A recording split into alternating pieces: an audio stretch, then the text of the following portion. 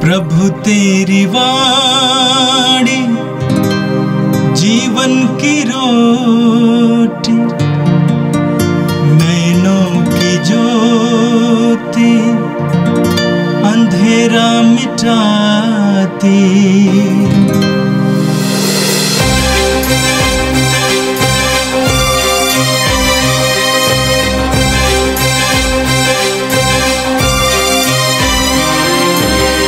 प्रभु तेरी वाणी जीवन की रोटी, नैनों की ज्योति अंधेरा मिटाती।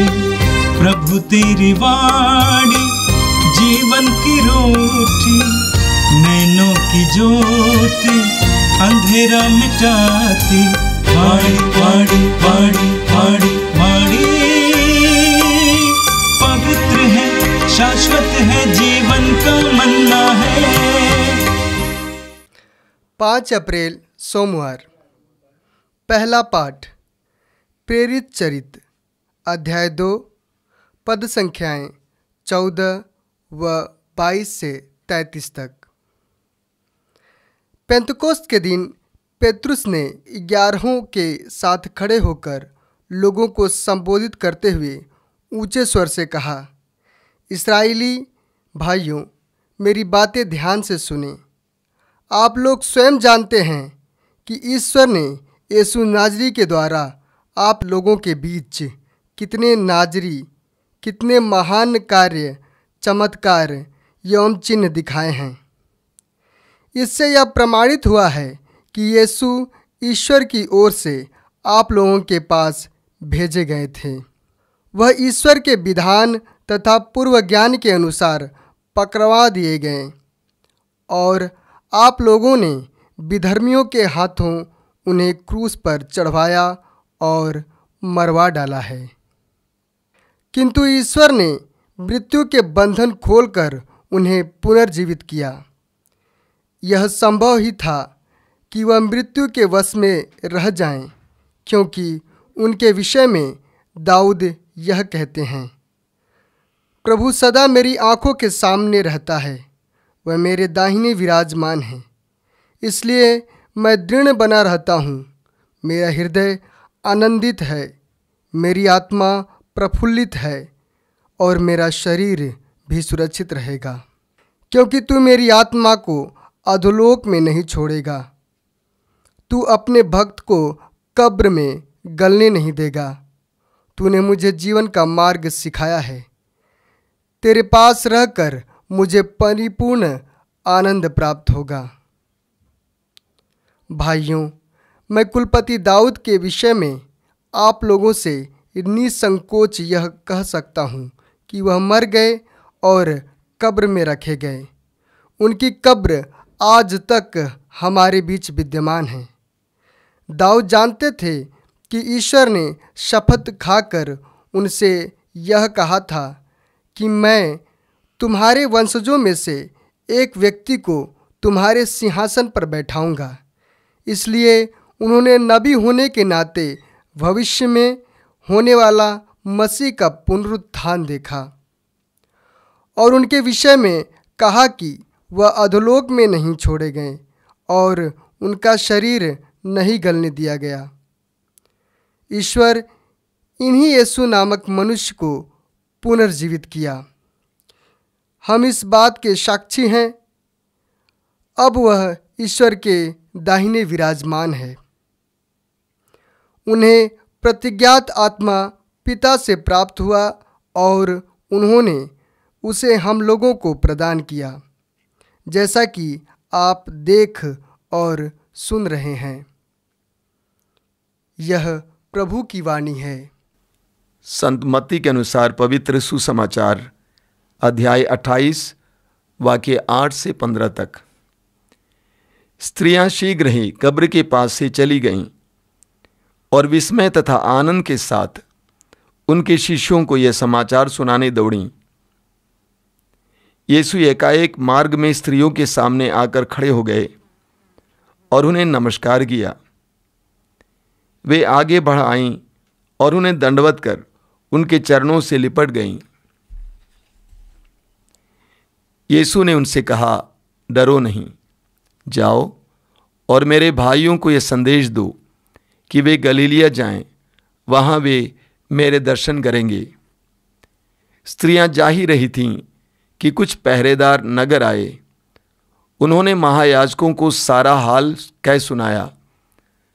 महायाजकों ने नेताओं से मिलकर परामर्श किया और सैनिकों को एक मोटी रकम देकर इस प्रकार समझाया, तुम लोग यही कहो कि रात को जब हम लोग सोए हुए थे, यीशु के शिष्य आए और उसे चुरा ले गए।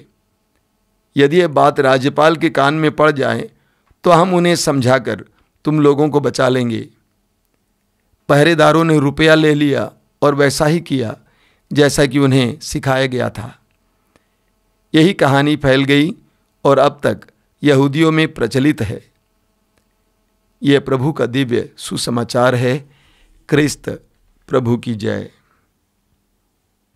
मेरे प्रिय भाइयों और बहनों, हमने बड़ी खुशी से प्रभु के पुनरुत्थान पर्व मनाया है और इन दिनों हम पास्का काल में हैं।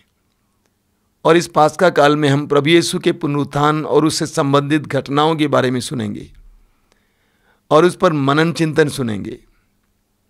आज के पहले पाठ में आपने कलीसिया की पहली घोषणा के बारे में सुना। पेंतकोस के दिन जब प्रभु यीशु के शिष्य इकट्ठे थे, प्रार्थना में लीन थे, पवित्र आत्मा से भर जाने के बाद अनोखी भाषाओं में प्रभु की स्तुति करने लगे। सुनने वाले और देखने वाले सोचे कि वे मदिरा पिए हुए हैं। इसलिए संत पेतरुस हजारों लोगों के सामने खड़े हो जाते हैं और उनको संबोधित करते हुए प्रभु यीशु की मृत्यु और पुनरुत्थान की घोषणा करते हैं। प्रेरित चरित्र के अध्याय 2 से आज हमने पाठ में सुना कि कैसे पेतरुस लोगों के सामने खड़े हो जाते हैं। इस बात को भूलना नहीं चाहिए, ये वही पेतरुस है जिसने साधारण नौकरानियों के सामने यीशु का इनकार किया था। कहा था कि मैं उसे नहीं जानता हूँ, शपथ खाकर कहता हूँ मैं उसे नहीं जानता हूँ।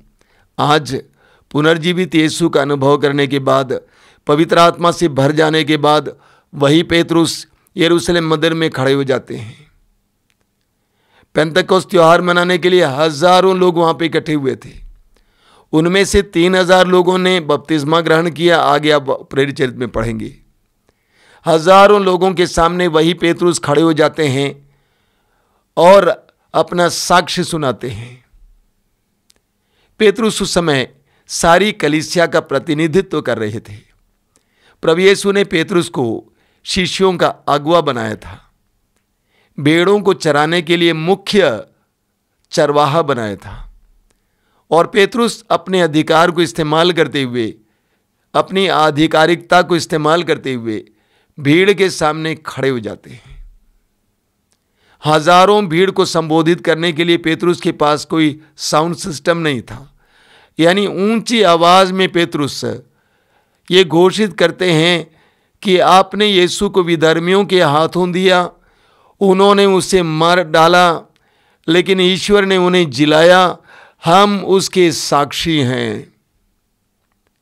बुलंद आवाज में हिम्मत के साथ पुनर्जीवित यीशु के सामर्थ्य से भरकर, पवित्र आत्मा के सामर्थ्य से भरकर पेतरुस पहली बार सुसमाचार की घोषणा करते हैं।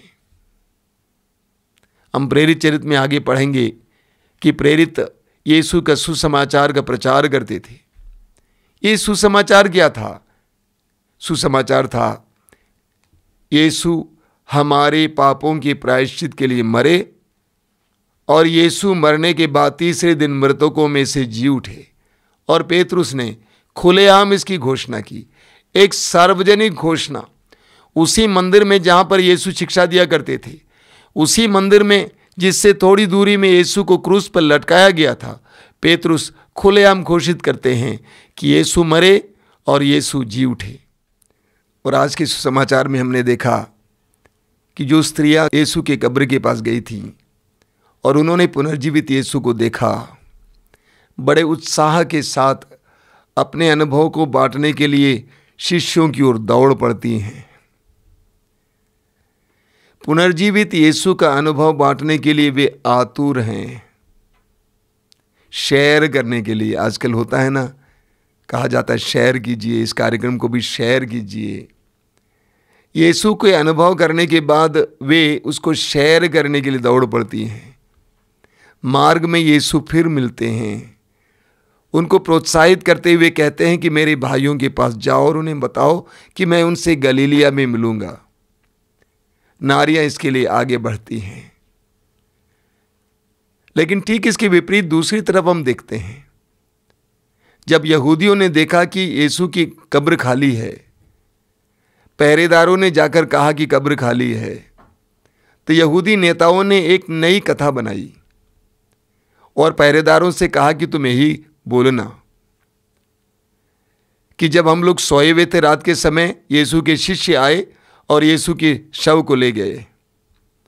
पहरेदारों को मोटी रकम दी गई और वे इसका प्रचार करने लगे, इस झूठ का प्रचार करने लगे, इस गलत कथा का प्रचार करने लगे, यीशु के पुनरुत्थान का एक दूसरा और गलत वर्शन का प्रचार करने लगे। आज आपने सुना सुसमाचार में कि यहूदियों में यही कहानी आज भी प्रचलित है। यहूदियों में यही कहानी आज भी प्रचलित है कि जब पहरेदार सोए हुए थे, उस समय यीशु के शिष्यों ने आकर यीशु का शव ले गए। ये यहूदियों का विश्वास है। लेकिन सच्चाई हम जानते हैं, सच्चाई को कोई छिपा नहीं सकता है। गेहूं का बीज मिट्टी में हम गाड़ेंगे, छिपाएंगे तो उसमें से अंकुर जरूर फूटेगा। जीवन के स्वामी को कब्र में रखा जाए तो जीवन बाहर आएगा ही। यीशु पुनर्जीवित हुए, बार बार अपने शिष्यों को दर्शन दिए। आज प्रभु हम सभी को ये प्रेरणा देते हैं कि यीशु के पुनरुत्थान का हमें साक्षी बनना है। जिस तरह पेतरुस यरूशलेम मंदिर में हजारों के सामने खड़ा होकर यीशु के पुनरुत्थान का साक्ष्य दिया, उसी तरह हमें भी यीशु के पुनरुत्थान के साक्षी बनना है। तिमोथी के दूसरे पत्र के अध्याय 2 वाक्य 8 में आपने सुना, संत पौलुस कहते हैं कि हमें हर समय पुनर्जीवित यीशु मसीह को याद रखना है। पौलुस कहते हैं, मृतकों में से पुनर्जीवित यीशु मसीह को बराबर याद रखो। पुनर्जीवित यीशु मसीह को बराबर याद रखना है। इतना ही नहीं, उस यीशु के पुनरुत्थान के बारे में हमें प्रचार भी करना है। प्रेरित चरित्र के अध्याय 4 उसके वाक्य 33 में हमने सुना कि वहाँ पर लिखा हुआ है कि शिष्य प्रेरित बड़े सामर्थ्य के साथ यीशु के पुनरुत्थान का साक्ष्य देते थे। नतीजा, उन पर बड़ी कृपा बनी रहती थी। जितना शिष्य यीशु के पुनरुत्थान के बारे में लोगों को साक्ष्य देते थे, अपना अनुभव बांटते थे, उतना उन पर कृपा बनी रहती थी, अनुग्रह बना रहता था। उनके बीच में चमत्कार और चिन्ह प्रकट होते थे। हम विश्वासियों के लिए यह एक सुंदर उदाहरण है। जिस तरह आज के पहले पाठ में हमने देखा, यरूशलेम मंदिर में खुलेआम पेतरुस यीशु की मृत्यु और पुनरुत्थान की घोषणा करते हैं। और आज के सुसमाचार में हमने देखा कि किस तरह उन नारियों ने, जिन्होंने पुनर्जीवित यीशु का अनुभव किया, उसका प्रचार करने के लिए चली जाती हैं। हम सभी विश्वासियों को पुनर्जीवित यीशु का साक्ष्य देना है। बराबर लोगों से कहना है, यीशु जीवित हैं, हमने उनका अनुभव किया है, यीशु जिंदा हैं, यीशु हमारे बीच में रहते हैं। यीशु के पुनरुत्थान के बारे में बार बार साक्ष्य दीजिए, लोगों को बताइए। पुनर्जीवित यीशु की कृपा पर बरसेगी, आपके जीवन में अनुग्रह पर अनुग्रह आपको देखने को मिलेगा। यीशु के पुनरुत्थान के बारे में जब से मैं सुसमाचार सुनाने लगा, वचन सुनाने लगा, उस समय से मेरे अंदर एक अनोखा आनंद है। जब आप यीशु के पुनरुत्थान के बारे में साक्ष्य देंगे, उस समय आपको पुनर्जीवित यीशु का आनंद मिलेगा, एक अनोखा आनंद। देखिए संत पौलुस क्या कहते हैं, मैं यीशु के पुनरुत्थान के सामर्थ्य का अनुभव करना चाहता हूँ। वो सामर्थ्य, वो आनंद, वो संतुष्टि हमें मिल जाएगी। आइए हम प्रार्थना करें। प्रभु यीशु, आज के सुंदर दिन के लिए हम तुझे धन्यवाद देते हैं। तेरे पुनरुत्थान के लिए हम तुझे धन्यवाद देते हैं। प्रभु, तेरे पुनरुत्थान के बारे में तेरे शिष्यों ने सर्वत्र फैलाया, घोषणा की, उसी प्रकार तू चाहता है कि हम भी तेरे सुसमाचार को सर्वत्र फैलाएं। वचन में लिखा हुआ है कि तूने मृत्यु का विनाश किया और सुसमाचार के द्वारा जीवन को आलोकित किया है। तेरे पुनरुत्थान के द्वारा, तेरे पुनरुत्थान के संदेश के द्वारा बहुत से लोगों का उद्धार हो जाए, वे अंधकार से प्रकाश में आ जाए। यीशु, इसके लिए हम सबको कृपा दीजिए। हमें माध्यम बनाइए, हमें माध्यम बनाइए, हमारे होंठों को खोलिए ताकि हम दूसरों को बताएं कि यीशु जीवित हैं, मरने के बाद जी उठे हैं। ये प्रभु यीशु, इन वचनों को सुनने वाले मेरे भाई बहनों को आशीर्वाद देना। आज का संपूर्ण दिन उनके लिए आशीर्वाद का दिन हो। हर प्रकार के बंधन से आज़ाद करना, रोगों से मुक्त करना, वे जहाँ कहीं भी जाएं तेरे सानिध्य का वे एहसास कर सकें। आमीन। प्रभु तेरी वाणी जीवन की रोटी, नैनों की ज्योति अंधेरा मिटाती। वाणी वाणी वाणी वाणी वाणी पवित्र है, शाश्वत है, जीवन का